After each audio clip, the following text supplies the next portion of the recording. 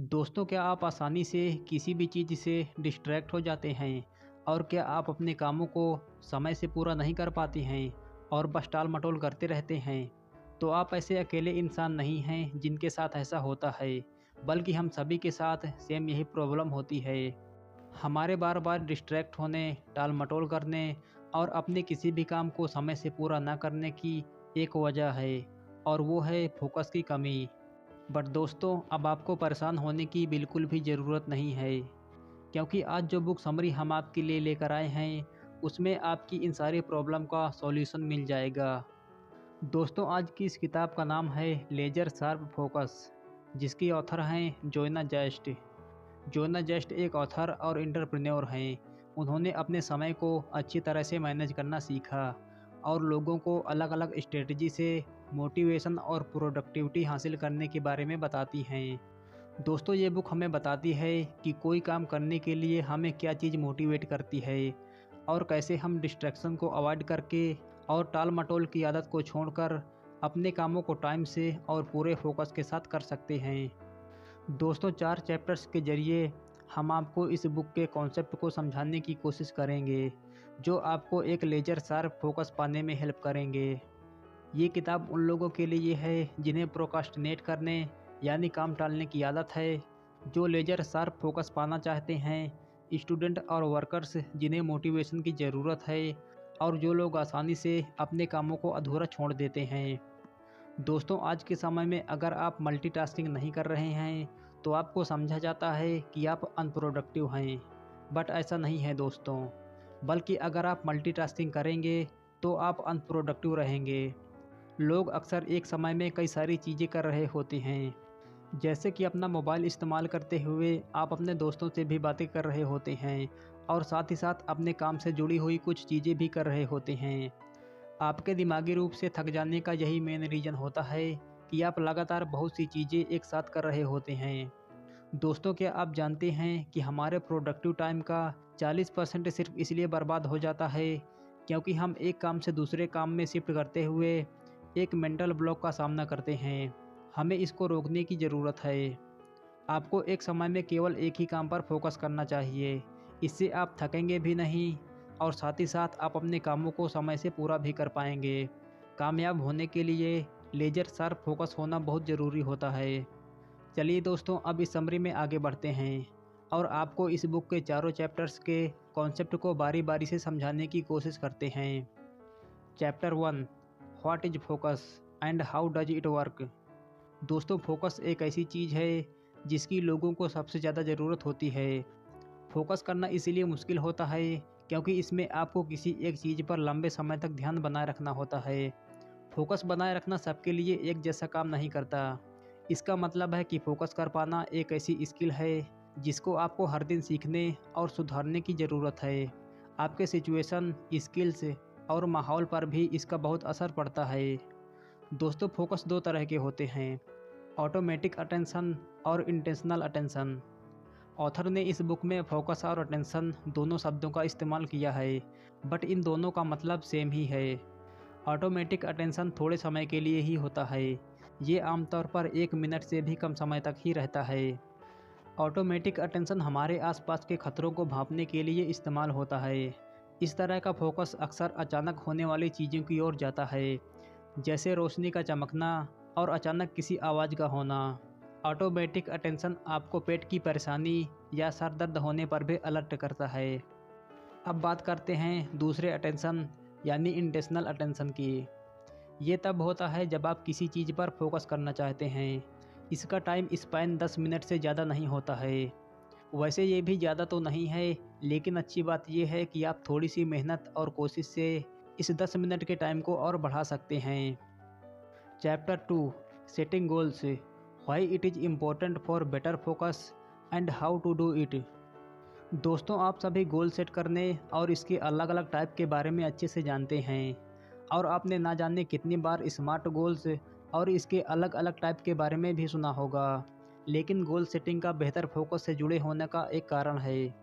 ऐसा इसलिए क्योंकि अगर आप किसी चीज़ में सक्सेसफुल होना चाहते हैं, तो आपको ये जानना ज़रूरी है कि आप कहाँ पर होना चाहते हैं। अगर आप अपने फोकसिंग स्किल को बेहतर करना चाहते हैं लेकिन आपका कोई एम नहीं है तो यह आपकी स्किल को बर्बाद करना होगा और ना ही इससे आपको कोई रिजल्ट मिलेगा। गोल सेट करना आपको क्लियरली देखने और सोचने में हेल्प करता है। इससे आपको ये समझने में आसानी होती है कि कौन सी चीज़ आपके ध्यान देने लायक है और कौन सी नहीं है। इससे आप चीज़ों को अहमियत दे पाते हैं और ये जान पाते हैं कि कौन सी चीज़ आपको आगे चलकर फ़ायदा देगी। क्लियर गोल होने से आप मजबूत रहने के लिए मोटिवेट भी हो सकते हैं। जब आपको ये पता होता है कि आपको क्या चाहिए तो आप आसानी से हार नहीं मानते हैं। आप जितने कमिटेड रहेंगे आपके लिए उतना ही अच्छा है। आपका परफॉर्मेंस जितना ज़्यादा अच्छा होगा आपके कामयाब होने के चांस भी उतने ही ज़्यादा होंगे।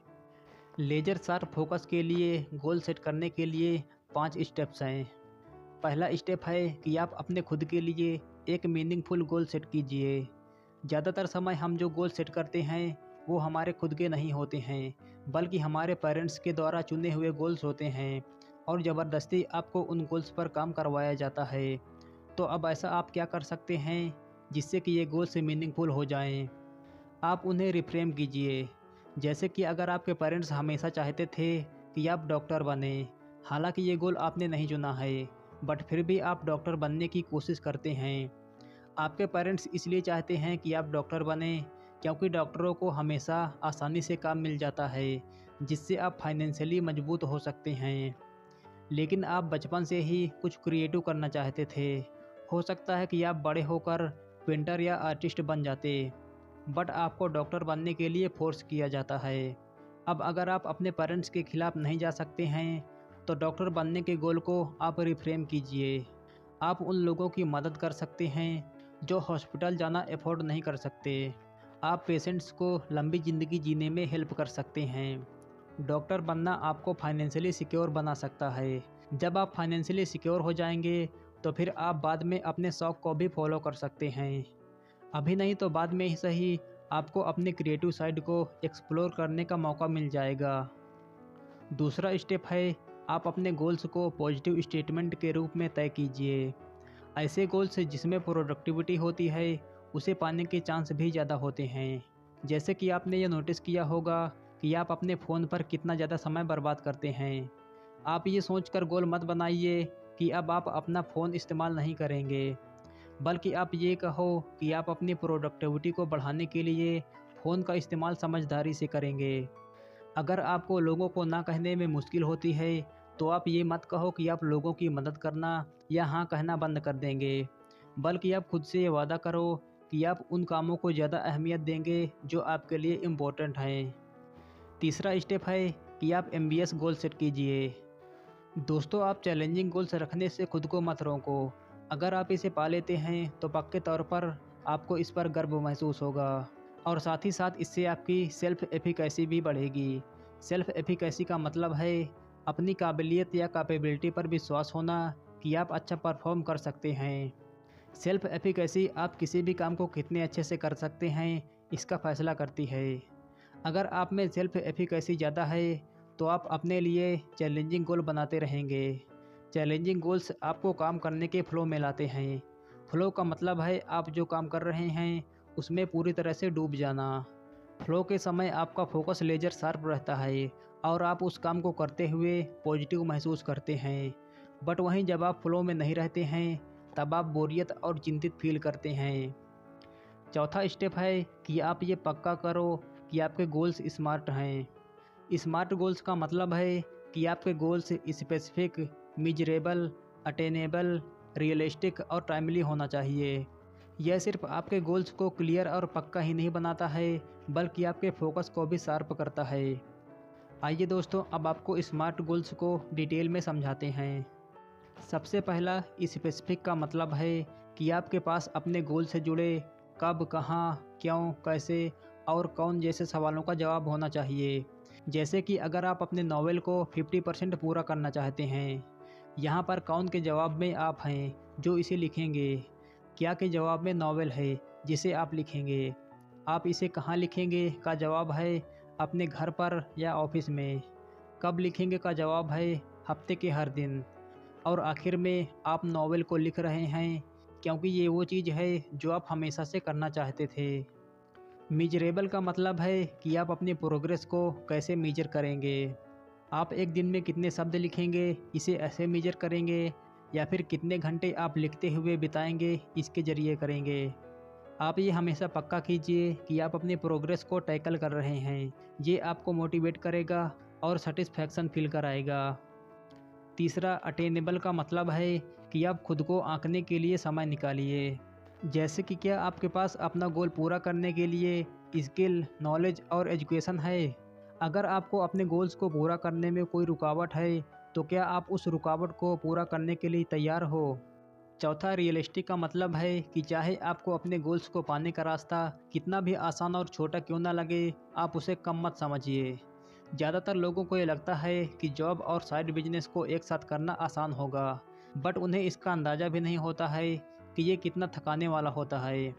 इसलिए आपके गोल्स का आपके शरीर, दिमाग और इमोशंस पर क्या असर पड़ेगा, इस बारे में ज़रूर सोच लें। फिर आप अपने गोल्स को पाने के लिए एक रियल डेट तय कीजिए।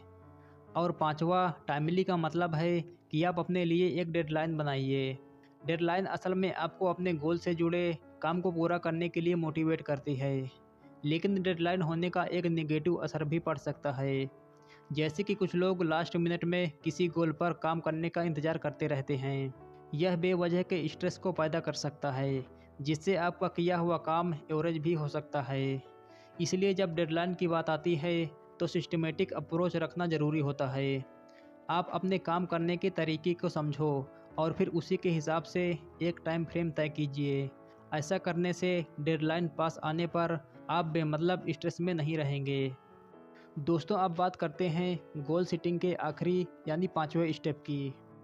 पाँचवा स्टेप है कि आप बड़े गोल से शुरू कीजिए और फिर धीरे धीरे आगे बढ़िए। आपका अंतिम गोल क्या है?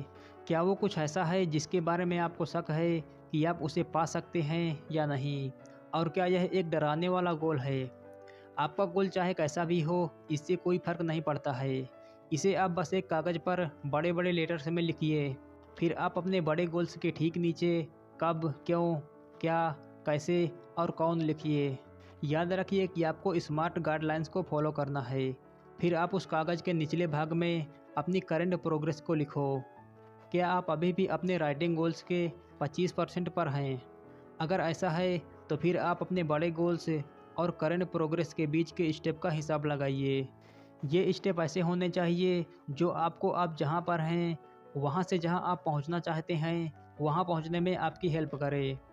इसमें छोटे गोल्स या माइलस्टोन भी हो सकते हैं, जो आपको बड़े गोल्स को पूरा करने के लिए ज़रूरी है। इसमें आप टाइम फ्रेम या डेडलाइन डालना ना भूलें। Chapter 3, motivation, to motivate or not to motivate and why I believe getting motivated is overrated. दोस्तों, आप गूगल पर मोटिवेशन शब्द को ढूंढने की कोशिश करो। इसमें कोई शक नहीं है कि वहाँ पर आपको इसके लाखों रिजल्ट मिल जाएंगे। मोटिवेटेड रहने के लिए आर्टिकल से लेकर उन वॉलपेपर तक जो आप लॉक स्क्रीन के रूप में सेट करते हैं या अपने बिस्तर के ऊपर प्रिंट कर सकते हैं। ऐसा माना जाता है कि आपको सक्सेसफुल होने के लिए मोटिवेशन की ज़रूरत है। बट दोस्तों, एक्चुअल में रियलिटी ये है कि ये ज़रूरी भी नहीं है कि आप मोटिवेशन से सक्सेसफुल हो ही जाएंगे। मोटिवेशन के बिना भी आप सक्सेसफुल हो सकते हैं।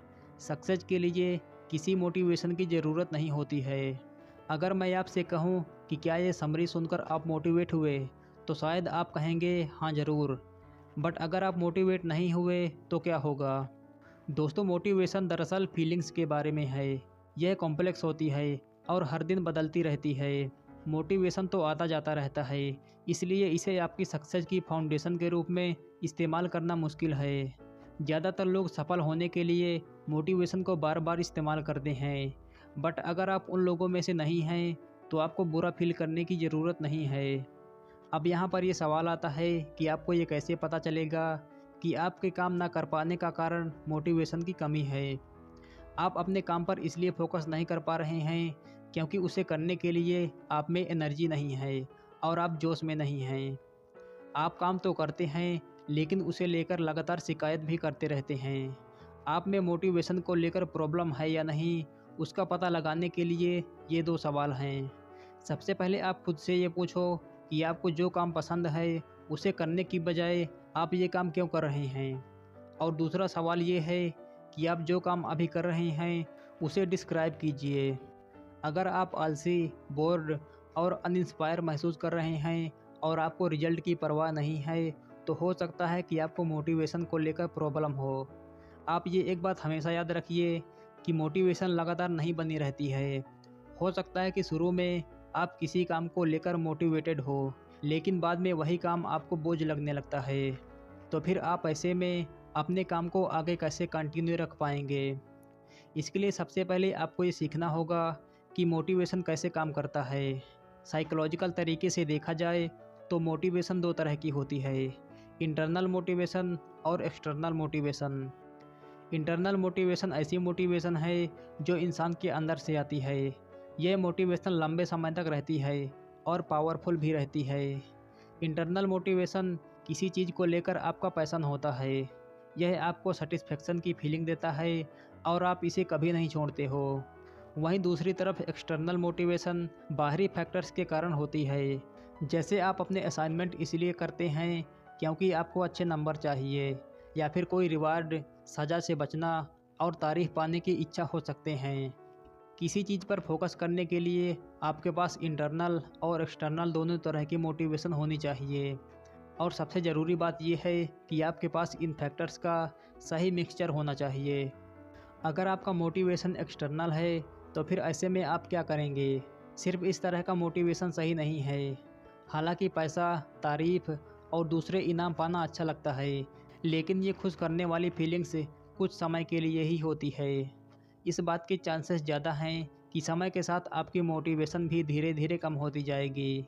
जैसे कि किसी बुक के 2 चैप्टर्स पढ़ने के बाद आपको खुद को चॉकलेट का इनाम देना आपके लिए काम कर सकता है, लेकिन ये चॉकलेट आपको अगले 10 चैप्टर पढ़ने के लिए मोटिवेट करने के लिए काफ़ी नहीं है। इस सिचुएशन में आप अपने एक्सटर्नल मोटिवेशन में ही इंटरनल मोटिवेशन को ढूंढ सकते हैं। एग्जाम्पल के लिए, इस बुक की ऑथर जोयना जब यूनिवर्सिटी में थी तो वह अक्सर भूल जाती थी कि वो पढ़ाई क्यों कर रही हैं। उनका पूरा फोकस असाइनमेंट और एग्ज़ाम पास करने में चला जाता था। जो भी कॉलेज गया है वो इस बात को समझता है कि ऐसी सिचुएशन कितना थकाने वाली हो सकती है। भले ही आपके नंबर एवरेज हों या अच्छे हों, आप डिमोटिवेट हो सकती हैं। जब जोना डिमोटिवेट यानी निराश महसूस करती थी तो वह खुद को याद दिलाती थी कि उन्होंने स्कूल जाना क्यों स्टार्ट किया था। यह उनकी इंटरनल मोटिवेशन थी कि वो डॉक्टर बनकर लोगों की हेल्प करें। ये चीज़ उन्हें टाल मटोल में समय बर्बाद न करके पढ़ाई पूरी करने के लिए मोटिवेट करती थी। हालांकि एक्सटर्नल मोटिवेशन सुनने में खोखला सा लगता है। हालांकि ऐसा कौन है जिसे तारीफ सुनने या फिर रिवार्ड पाने की इच्छा नहीं होती है, लेकिन जब एक्सटर्नल मोटिवेशन की बात आती है तो गहराई से सोचना अच्छा होता है। गहराई से सोचकर आप अपने एक्सटर्नल मोटिवेशन का पता लगाएं। ऐसा करके आप अपने गोल्स को अचीव कर सकते हैं। Chapter 4, your mind, manage your mind for a laser sharp focus. दोस्तों, चिंता, घबराहट, एक्साइटमेंट या पहले से ही कुछ लेना जैसी स्ट्रॉन्ग फीलिंग्स आपको फोकस करने से रोकती हैं। जैसे कि जब 1 घंटे में एग्ज़ाम होने वाला होता है तो क्या आप अपनी टेक्स्ट बुक पर फोकस कर पाते हैं? अगर लंच टाइम में आप किसी अपने खास के साथ खाना खाने के बारे में सोच रहे हैं तो क्या आप प्रोफेसर जो पढ़ा रहे हैं उस पर ध्यान दे पाएंगे? दोस्तों, इमोशंस बहुत पावरफुल होते हैं। ये इतने पावरफुल होते हैं कि ये आपके दिमाग को ज़रूरी चीज़ों पर ध्यान देने के बजाय दूसरी चीज़ों पर ध्यान देने के लिए कंट्रोल कर सकते हैं। बट हमारे लिए अच्छी बात यह है कि आप इमोशंस का इस्तेमाल अपने फ़ायदे के लिए भी कर सकते हैं।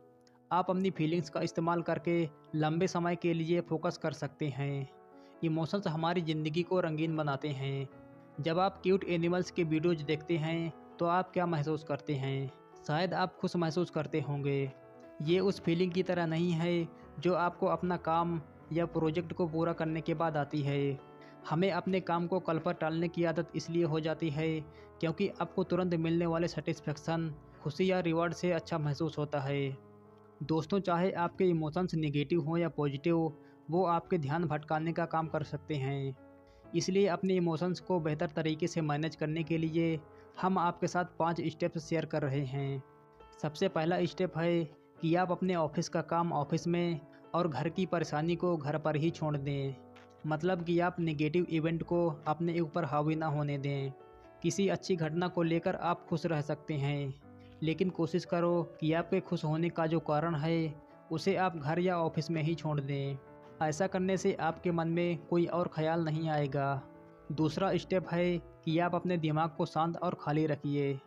आपको अपने काम और घर को पूरी तरह से अलग रखने की ज़रूरत है। इस तरह से आप एक जगह के इमोशनल इवेंट को दूसरी जगह नहीं ले जाते हैं। इस बुक की ऑथर जोयना अपने दिमाग को शांत करने के लिए वॉक करके फ्रेश फील करती हैं। आप भी अपने दिमाग को खाली करने के लिए कुछ पढ़ सकते हैं या फिर कोई म्यूजिक सुन सकते हैं। तीसरा स्टेप है नींद। दोस्तों, हमारे लिए प्रॉपर नींद लेना बहुत ज़रूरी है। नींद में इफ़ेक्टिव लर्निंग और मेमोरी इन्फॉर्मेशन होती है। अगर आप पूरी नींद नहीं लेते हैं तो इससे आपको फोकस की कमी और चिड़चिड़ापन हो सकता है, और साथ ही ये आपके इमोशंस को हैंडल करने की एबिलिटी को भी कम करती है। नींद की कमी से आप अपने इमोशंस को अपने ऊपर हावी होने देते हैं। जब आपके दिमाग को आराम की ज़रूरत हो तब आप उसे आराम दीजिए। 15-20 मिनट की पावर नैप आपको रिचार्ज कर सकती है। चौथा स्टेप है हल्के से और आराम से काम कीजिए। ऐसा करने से रिजल्ट मिलने में आपको थोड़ा समय लग सकता है, लेकिन इसका फ़ायदा भी आपके लिए अच्छा हो सकता है। हर एक चीज़ को आपके इमोशनल इन्वेस्टमेंट की ज़रूरत नहीं होती है। मान लो जैसे कि अगर आप हर बात पर आसानी से परेशान हो जाते हैं तो ये एक साइन है कि आपको ये सोचने की ज़रूरत है कि आपकी लाइफ में क्या इम्पोर्टेंट है। इससे आपको पता चलेगा कि आप छोटी छोटी बातों पर ओवर रिएक्ट कर रहे हैं, और यह आपकी लाइफ में बहुत सी जगह और एनर्जी ले सकता है। इसलिए जो आपकी ज़िंदगी में ज़रूरी नहीं है आप उसे खुद से दूर कर दो। हालांकि सोशल मीडिया स्क्रॉल करना आपके लिए रिलैक्सिंग हो सकता है, बट यह बहुत ज़्यादा स्ट्रेस भी पैदा कर सकता है। आप खुद को दूसरों से कंपेयर करना रोक नहीं पाएंगे, और ये कहने की ज़रूरत भी नहीं है कि ये आपका कितना ज़्यादा टाइम भी बर्बाद करेगा। और पांचवा स्टेप है अपना काम स्टार्ट करने से पहले एक इमोशनल डंप कीजिए। इसका मतलब है अपनी उन फीलिंग्स को बाहर निकालो जो आपके अंदर भरी हुई हैं। इसमें आपको एडवाइस या सपोर्ट नहीं मांगना है, बल्कि सिर्फ अपनी फीलिंग्स को बाहर निकालना है। राइटिंग यानी लिखना एक ऐसा इफ़ेक्टिव तरीका है जिसमें आपको अपनी फीलिंग्स की भड़ास को निकालने के लिए किसी दूसरे इंसान की ज़रूरत नहीं होती है। आप असल में जो महसूस कर रहे हैं उसे दबाइए मत, बल्कि जो भी आप फील कर रहे हैं वैसा ही कागज़ पर लिख दीजिए। ऐसा करने से आपको हल्का महसूस होगा। दोस्तों, अगर आपका मन हमेशा भटकता रहता है तो आप फोकस करने के लिए ये 3 चीज़ें कर सकते हैं। सबसे पहले आप अपने माइंड को डीक्लटर कीजिए, यानी कि आप अपने माइंड से बेकार की चीज़ों को हटा दीजिए। इमेजिन करो कि आप एक बिखरे हुए ऑफिस में काम कर रहे हैं, तो क्या आप ठीक से काम कर पाएंगे? शायद नहीं। ठीक इसी तरह दोस्तों, हमारे माइंड के साथ भी ऐसा ही होता है। अगर माइंड में फालतू की चीज़ें भारी पड़ी रहेंगी तो हम किसी भी काम पर फोकस ही नहीं कर पाएंगे।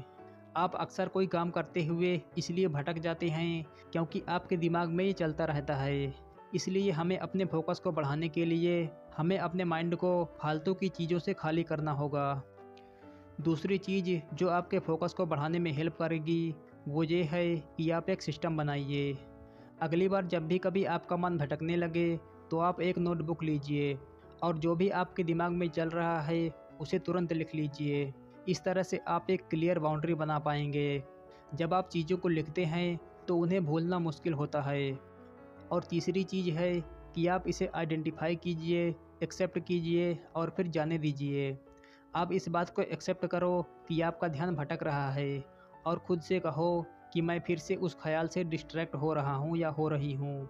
फिर कहो लेकिन मुझे इस काम पर फोकस करने की ज़रूरत है। आप एक फिजिकल या सेंसरी एक्शन लीजिए ताकि आप डिस्ट्रैक्ट होने की हालत से फोकस्ड होने की हालत में आ सकें। एग्जाम्पल के लिए ऑथर जोयना अपनी नाक को टच करती हैं। यह उनके लिए फोकस करने का साइन है। आपके दिमाग को फिर से फोकस करने में कुछ समय लगेगा, लेकिन आप जितना ज़्यादा इसकी प्रैक्टिस करेंगे उतना ही ज़्यादा यह इफ़ेक्टिव होता जाएगा। दोस्तों, अब इस बुक समरी को समराइज करने का समय आ गया है कि आपने आज इस बुक से क्या क्या सीखा। दोस्तों, सबसे पहले आपने सीखा कि फोकस क्या है। फोकस होने का मतलब है एक ही काम पर लंबे समय तक ध्यान लगाए रखना। इसके अलावा आपने अपने फोकस को लेजर शार्प करने में मदद करने वाले फैक्टर्स के बारे में सीखा। दूसरा, आपने सीखा कि अपना फोकस बनाए रखने के लिए गोल सेट करना ज़रूरी है। लाइफ में एक गोल बनाना आपको ये समझने में हेल्प करता है कि कौन सा काम समय की बर्बादी है और किस चीज़ में समय लगाना सही है। एक मीनिंगफुल गोल सेट कीजिए और ये पक्का कीजिए कि वह एक पॉजिटिव स्टेटमेंट हो। इसके अलावा आपको इस बात पर भी ध्यान देना है कि आपके गोल्स एम्बिशियस और स्मार्ट हों। और आखिर में, आप अपने सबसे बड़े गोल के बारे में सोचिए और उस तक पहुंचने का रास्ता और उस रास्ते पर आप कहाँ हैं, इसका एक मैप बनाइए। तीसरा, आपने सीखा कि मोटिवेशन अच्छी चीज़ है, लेकिन अपने गोल्स को पूरा करने के लिए ये ज़रूरी भी नहीं है, क्योंकि मोटिवेशन हमेशा एक जैसी नहीं बनी रहती है, ये हर दिन बदलती रहती है। सक्सेस तक पहुंचने के लिए आपको दो तरह के मोटिवेशन की ज़रूरत होती है, इंटरनल मोटिवेशन और एक्सटर्नल मोटिवेशन। इंटरनल मोटिवेशन वो चीज़ है जिसके बारे में आप पैशनेट होते हैं। ये आपको किसी एक स्किल या सब्जेक्ट को मास्टर करने के लिए भी मोटिवेट करती है। एक्सटर्नल मोटिवेशन इनाम, तारीफ और कंपेंसेशन के रूप में आती है। आपको कामयाब होने के लिए दोनों मोटिवेशन के एक सही मिक्सचर की ज़रूरत है। चौथा, आपने सीखा कि अपनी इमोशंस का इस्तेमाल करके कैसे फोकस करना है। इमोशंस बहुत पावरफुल होते हैं और वो आप पर हावी भी हो सकते हैं, लेकिन अगर आप इसका इस्तेमाल अपने फ़ायदे के लिए करते हैं तो आप हर काम बहुत जल्द पूरा कर सकते हैं। फोकस्ड और डेडिकेटेड रहना एक ऐसी आदत है जिसे आपको हर दिन प्रैक्टिस करने की ज़रूरत है। ये ठीक ऐसा है जैसे अपने शरीर को स्ट्रॉन्ग बनाने के लिए आपको रोज़ एक्सरसाइज करनी होती है। आप में बहुत टैलेंट है और अनगिनत मौके आपका इंतज़ार कर रहे हैं, तो टाल मटोल करके आप इन्हें बेकार ना जाने दीजिए। फोकस्ड रहिए, सही कारणों के जरिए मोटिवेटेड रहिए और कभी भी हार मत मानिए। तो दोस्तों, ये थी आज की amazing book summary laser sharp focus, जिसे ऑथर जोना जस्ट ने लिखा था। आपको ये बुक समरी कैसी लगी और आपने इससे क्या सीखा, हमें कमेंट में अपनी राय ज़रूर शेयर करें। और दोस्तों, ऐसे ही बुक समरी सुनने के लिए हमारे चैनल को सब्सक्राइब करके हमें ग्रो करने में अपना योगदान ज़रूर दें। Keep listening, keep learning and keep growing.